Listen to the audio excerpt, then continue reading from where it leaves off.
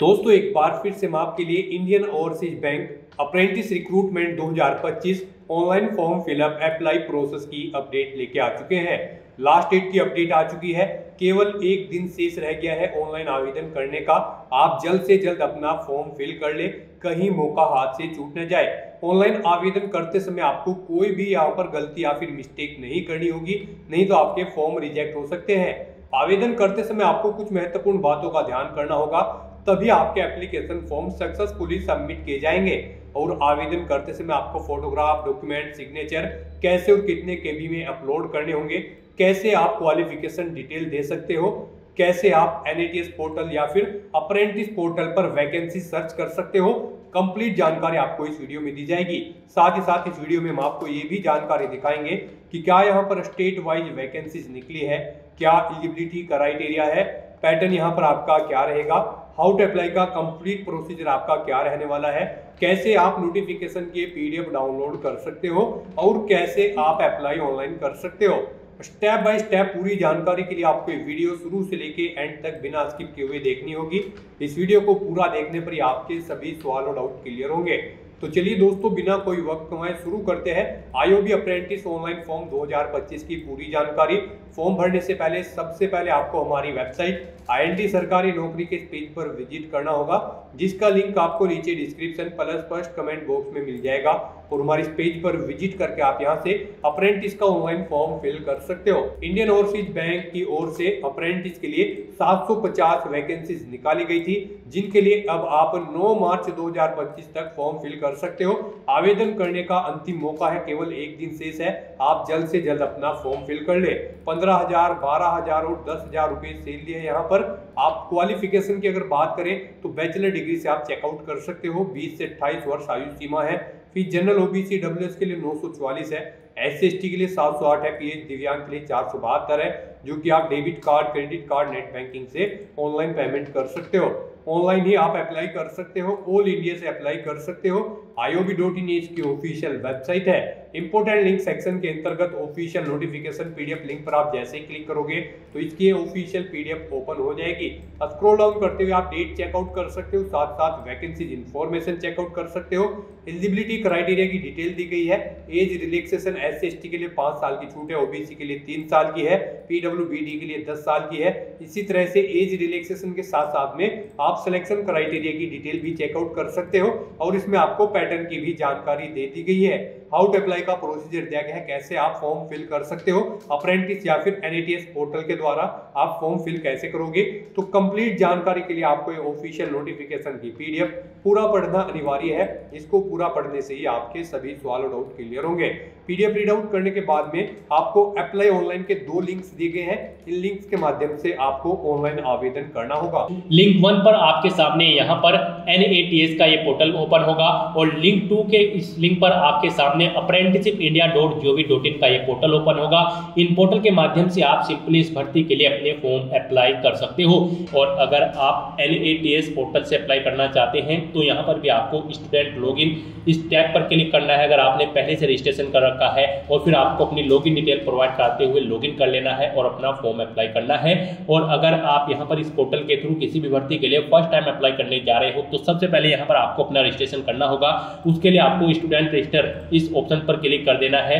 उसके बाद आपके सामने कुछ इस तरह से इंटरफेस ओपन होगा। अप्लाई करने के लिए आपके पास ये डॉक्यूमेंट होने मैंडेटरी है।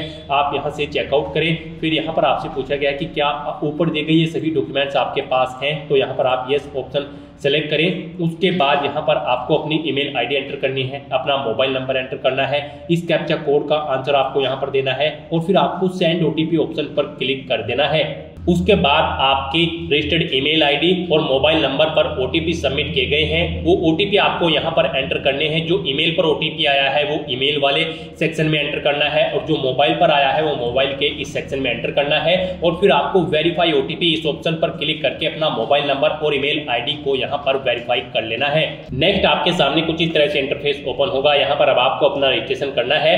आपसे पूछा गया है क्या आपने पहले से अप्रेंटिसशिप की ट्रेनिंग प्रोग्राम कर रखा है। अगर कर रखा है तो यस करें और फिर आप एलिजिबल नहीं होंगे।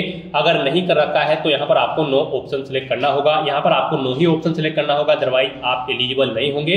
फिर यहाँ पर आपसे पूछा गया कि क्या आपको कोई वर्क एक्सपीरियंस है, अगर है तो यस करें और फिर आप एलिजिबल नहीं होंगे तो यहाँ पर भी आपको नो ऑप्शन सेलेक्ट करना है।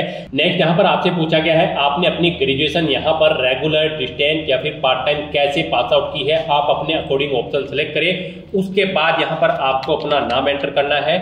फिर यहाँ पर आपको अपनी डेट ऑफ बर्थ सेलेक्ट करनी है, अपना जेंडर आप सेलेक्ट करें, अपनी कैटेगरी सेलेक्ट कर लें। उसके बाद यहाँ पर आपको अपना आधार नंबर एंटर करना है। फिर यहाँ पर आपको अपना आधार कार्ड अपलोड कर देना है, पीडीएफ फॉर्मेट में अपलोड करना होगा और उसका साइज 1 MB से कम होना चाहिए। आपको चूज फाइल बटन पर क्लिक करना है, फाइल को सिलेक्ट करना है और अपना आधार कार्ड यहाँ पर अपलोड कर देना है। उसके बाद यहाँ पर आपको अपना स्टेट सेलेक्ट करना है, किस स्टेट से आप बिलोंग करते हैं। फिर यहाँ पर आपको अपना डिस्ट्रिक्ट सेलेक्ट कर लेना है। फिर यहाँ पर आपको अपने इंस्टीट्यूट का नाम सेलेक्ट करना है जिससे आपने अपनी ग्रेजुएशन पास आउट की है, आप अपने अकॉर्डिंग यहाँ पर ऑप्शन सेलेक्ट करें। उसके बाद यहाँ पर आपको इस पेज को नीचे स्क्रॉल करना है। यहाँ पर अब आपको अपना एजुकेशन का टाइप सेलेक्ट कर लेना है। यहाँ पर आपने डिप्लोमा किया है इंजीनियरिंग में या फिर टेक्नोलॉजी में, या फिर डिप्लोमा है आपके पास जनरल स्ट्रीम में, या फिर आपके पास ग्रेजुएट इंजीनियरिंग या टेक्नोलॉजी में डिग्री है, या फिर ग्रेजुएट आपने यहाँ पर जनरल स्ट्रीम में किया है। आप अपने अकॉर्डिंग यहाँ पर ऑप्शन सेलेक्ट करें। फिर यहाँ पर आप यस ऑप्शन सेलेक्ट करें, कोर्स सेलेक्ट करें, आपने कौन सा कोर्स किया है। फिर यहाँ पर आपको अपना स्पेशलाइजेशन सेलेक्ट कर लेना है। उसके बाद यहाँ पर आपको अपनी स्टूडेंट आईडी यानी कि इनरोलमेंट नंबर अपना ग्रेजुएशन का यहाँ पर एंटर कर देना है। फिर पासिंग ईयर आपको देना है, कब आपने अपनी ग्रेजुएशन पास आउट की है। उसके बाद यहाँ पर ईयर देना है, ईयर देने के बाद आपको मंथ यहाँ पर देना है, किस मंथ में आपने अपनी ग्रेजुएशन पास आउट की है। फिर यहाँ पर आपको अपनी परसेंटेज एंटर करनी है, कितने परसेंटेज मार्क्स आपने यहाँ पर ग्रेजुएशन में ऑब्टेन किए हैं, या फिर सीजीपीए है तो सीजीपीए की डिटेल दें। उसके बाद आप इस पेज को नीचे स्क्रॉल करें। नेक्स्ट यहाँ पर आपको अपना पासवर्ड एंटर करना है। आप अपना पासवर्ड यहाँ पर अल्फा न्यूमेरिक फॉर्मेट में दें, मीन्स आपके पासवर्ड में कम से कम एक अपर केस कैरेक्टर, एक लोअर केस कैरेक्टर, एक इंटीजर नंबर और एक स्पेशल कैरेक्टर जैसे कि @ या फिर डॉलर होना चाहिए। तो इस फॉर्मेट में आपको अपना पासवर्ड यहाँ पर एंटर करना है। वही पासवर्ड आपको कंफर्म पासवर्ड फील्ड में एंटर करना है। फिर आपको यहाँ पर इस कैप्चा कोड का आंसर देना है और सबमिट बटन पर क्लिक कर देना है। उसके बाद आपकी रजिस्टर्ड ईमेल आईडी पर एक एक्टिवेशन का लिंक आया होगा कुछ इस तरह से। यहाँ पर आपको योर वेरिफिकेशन लिंक के सामने इस लिंक पर क्लिक कर देना है। उसके बाद आपके सामने कुछ इस तरह से इंटरफेस ओपन होगा, आपको मैसेज शो कर दिया जाएगा, आपका अकाउंट यहाँ पर एक्टिवेट कर दिया गया है। अब यहाँ पर आपको लॉगिन करना है। तो यहाँ पर लॉगिन करने के लिए अब आपको होम की स्टेप पर क्लिक करना है। फिर यहाँ पर आपको स्टूडेंट की स्टेप पर क्लिक करना है। उसके बाद आपको स्टूडेंट लॉगिन स्टेप पर क्लिक कर देना है। फिर यहाँ पर आप अपनी ईमेल आईडी एंटर करें, अपना पासवर्ड एंटर करें और ये कैप्चा कोड का आंसर यहाँ पर दें और लॉगिन की टैब पर क्लिक करके अपने डैशबोर्ड में लॉगिन कर लें। लॉगिन करने के बाद आपके सामने कुछ इस तरह से इंटरफेस ओपन होगा। अब यहाँ पर आपको अपनी बेसिक डिटेल्स प्रोवाइड करनी है। यहाँ पर आपको सबसे पहले अपना पासपोर्ट साइज फोटो अपलोड करना है। ये जेपीजी, जेपीईजी या फिर पीएनजी फॉर्मेट में होना चाहिए। आपको चूज फाइल बटन पर क्लिक करना है और फाइल को यहाँ पर सेलेक्ट करके अपना फोटो अपलोड कर देना है। उसके बाद यहाँ पर आपको कुछ चीजें ऑटोमेटिकली फिर मिल जाएगी जो आपने रजिस्ट्रेशन टाइम पे प्रोवाइड कराई थी। बस यहाँ पर अब आपको अपनी मदर का नाम एंटर करना है। उसके बाद आपको अपने फादर का नाम एंटर करना है। फिर यहाँ पर आपको आपका आधार भी ऑटोमेटिकली फिर मिल जाएगा। फिर यहाँ पर आपसे पूछा गया कि क्या आप माइनॉरिटी कम्युनिटी के अंतर्गत आते हैं, अगर आते हैं तो यस करें, उसकी डिटेल दें, नहीं तो नो ऑप्शन सेलेक्ट करें। फिर आपसे पूछा गया क्या आप पर्सन विद डिसेबिलिटी कैंडिडेट हैं, अगर हैं तो यस करके उसकी डिटेल दें, नहीं तो आप नो ऑप्शन सेलेक्ट कर दें। फिर यहाँ पर आपको आपकी ईमेल आईडी और मोबाइल नंबर ऑटोमेटिकली फिर मिल जाएगा जो आपने रजिस्ट्रेशन टाइम पे प्रोवाइड कराए थे। और यहाँ पर अब आपको सेव एंड कंटिन्यू ऑप्शन पर क्लिक कर देना है। नेक्स्ट यहाँ पर आपको आपकी एजुकेशन डिटेल्स प्रोवाइड करा दी जाएगी। आपने जो रजिस्ट्रेशन टाइम पे अपनी एजुकेशनल क्वालिफिकेशन की डिटेल प्रोवाइड कराई थी, ग्रेजुएट डिग्री की जो रिक्वायर्ड थी, वो यहाँ पर आपको शो कर दी जाएगी। आप इसे नीचे स्क्रॉल करें, आप चेकआउट करें, कहीं पर कोई मिस्टेक है तो आप चेंज आउट कर ले, नहीं तो यहाँ पर अब आपको अपनी पास सर्टिफिकेट अपलोड करना है या आपको पीडीएफ फॉर्मेट में अपलोड करना होगा। आप चूज फाइल बटन पर क्लिक करें, फाइल को सिलेक्ट करें, अपने एजुकेशनल सर्टिफिकेट यहाँ पर अपलोड कर दें। फिर यहाँ पर आपसे पूछा गया है आपने इसके अलावा भी कोई डिप्लोमा या फिर हायर सेकेंडरी एजुकेशन या फिर हाई स्कूल या फिर ITI आप जिसकी भी डिटेल देना चाहते हैं यहाँ पर आप ऑप्शन सेलेक्ट कर लें और फिर यहाँ पर उसकी डिटेल प्रोवाइड करें। जैसे कि अगर आप 10+2 की डिटेल देना चाहते हैं तो यहाँ पर आप अपना स्टेट सेलेक्ट करें। सबसे पहले किस स्टेट से आपने अपनी 12th पास आउट की है। फिर यहाँ पर आप अपना डिस्ट्रिक्ट सेलेक्ट करें। डिस्ट्रिक्ट सेलेक्ट करने के बाद यहाँ पर आपको अपने स्कूल या कॉलेज का नाम देना है। फिर यहाँ पर आपको बोर्ड का नाम देना है या फिर इंस्टीट्यूट का नाम देना है जिससे आपने अपनी 12वीं क्लास यहाँ पर पास आउट की है। स्टूडेंट आईडी आप अपनी एंटर करें। स्कूल में आपने कितने परसेंटेज मार्क्स ऑब्टेन किए हैं वो यहाँ पर आप एंटर कर दें, और अगर सीजीपीए में किए हैं तो सीजीपीए यहाँ पर आप एंटर कर दें। अपने बारे में कुछ देना चाहते हैं तो आप बताना चाहते हैं यहाँ पर आप राइट डाउन कर दें। फिर आपको अगर कोई जनरल स्किल्स है तो यहाँ पर आप ऐड कर दें। फिर उसके बाद आप कौन कौन सी लैंग्वेजेस जानते हैं यहाँ पर आप कोमा लगाकर अपनी सभी लैंग्वेज की डिटेल प्रोवाइड करा सकते हैं, और उसके बाद आपको सेव एंड कंटिन्यू ऑप्शन पर क्लिक कर देना है।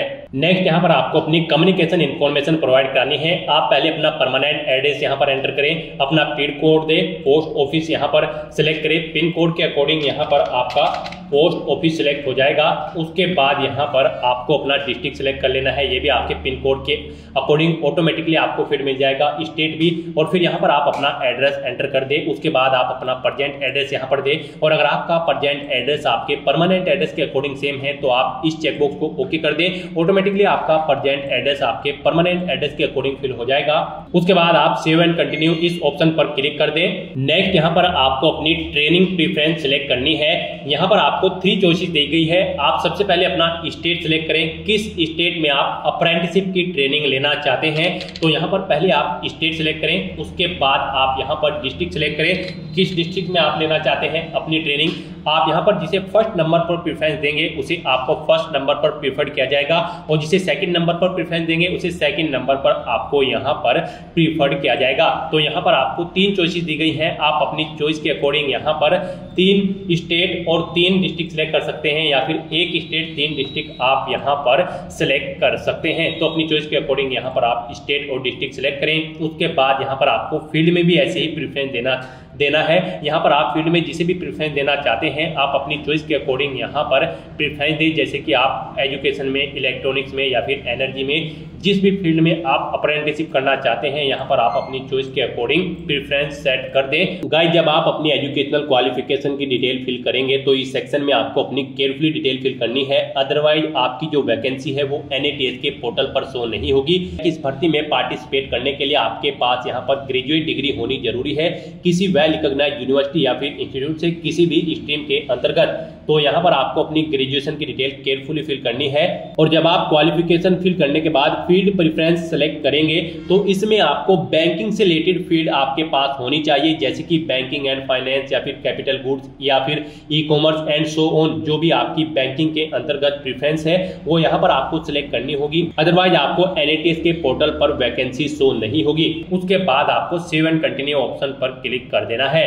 नेक्स्ट यहाँ पर आपको अपनी बैंकिंग डिटेल देनी है। यहाँ पर आप सबसे पहले अपने बैंक का IFSC कोड एंटर करें, उसके अकॉर्डिंग यहाँ पर आपकी बैंक की ब्रांच का नाम आ जाएगा और बैंक नेम यहाँ पर आपको शो कर दिया जाएगा। फिर यहाँ पर आप अकाउंट होल्डर का नाम दें, यानी कि जिस नाम से आपका अकाउंट है वो नाम यहाँ पर एंटर करें, बैंक अकाउंट नंबर यहाँ पर एंटर करें, और फिर आप अपनी पासबुक की PDF यहाँ पर अपलोड कर दें। आपको चूज फाइल बटन पर क्लिक करना है, फाइल को सिलेक्ट करना है और अपनी PDF यहाँ पर बैंक की पासबुक की आपको अपलोड कर देनी है, और उसके बाद आपको सेव एंड प्रीव्यू ऑप्शन पर क्लिक कर देना है।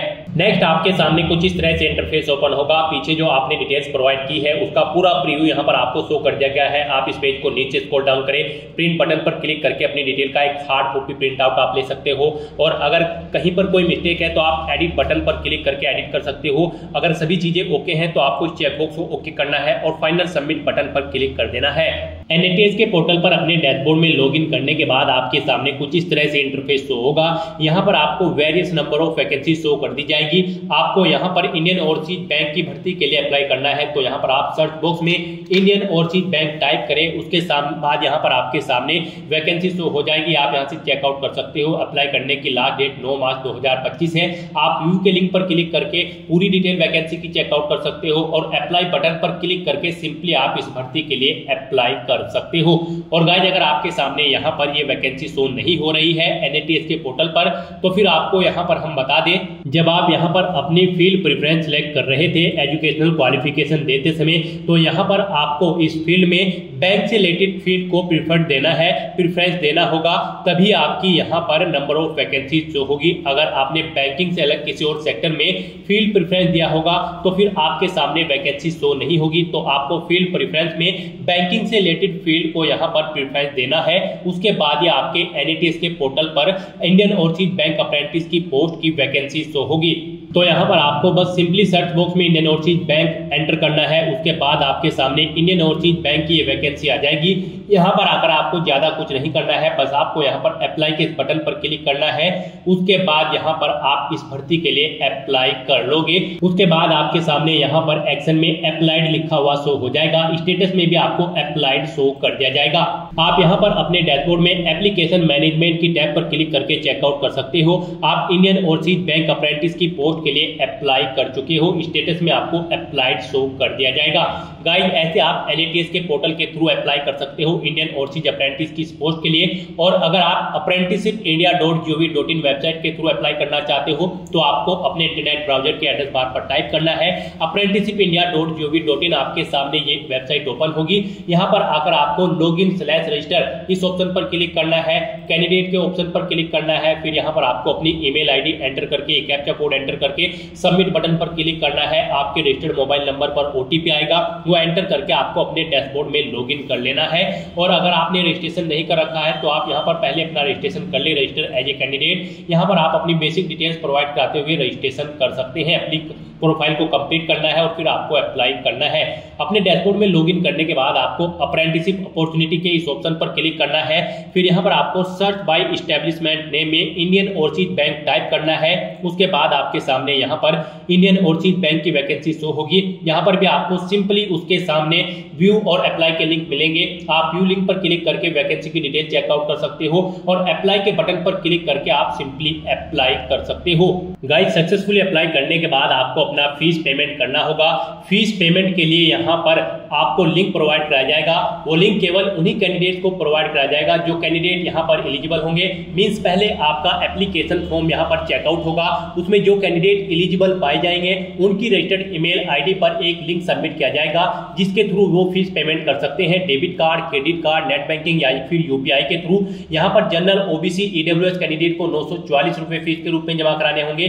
SC/ST कैंडिडेट को 708 रुपए, PH दिव्यांग कैंडिडेट को 472 रुपए यहाँ पर फीस के रूप में जमा कराने होंगे। फीस पेमेंट की लास्ट डेट 12 मार्च 2025 रखी गई है। तो यहाँ पर केवल एलिजिबल कैंडिडेट ही फीस पेमेंट करेंगे। उसका लिंक आपको आपकी ईमेल आईडी पर सबमिट किया जाएगा जिस पर क्लिक करके आप अपना फीस पेमेंट कर सकते हो और फिर के बाद आपका फॉर्म यहाँ पर फाइनली कंसीडर होगा।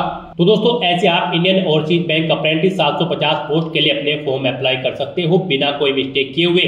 आज की इस वीडियो में बस इतना ही।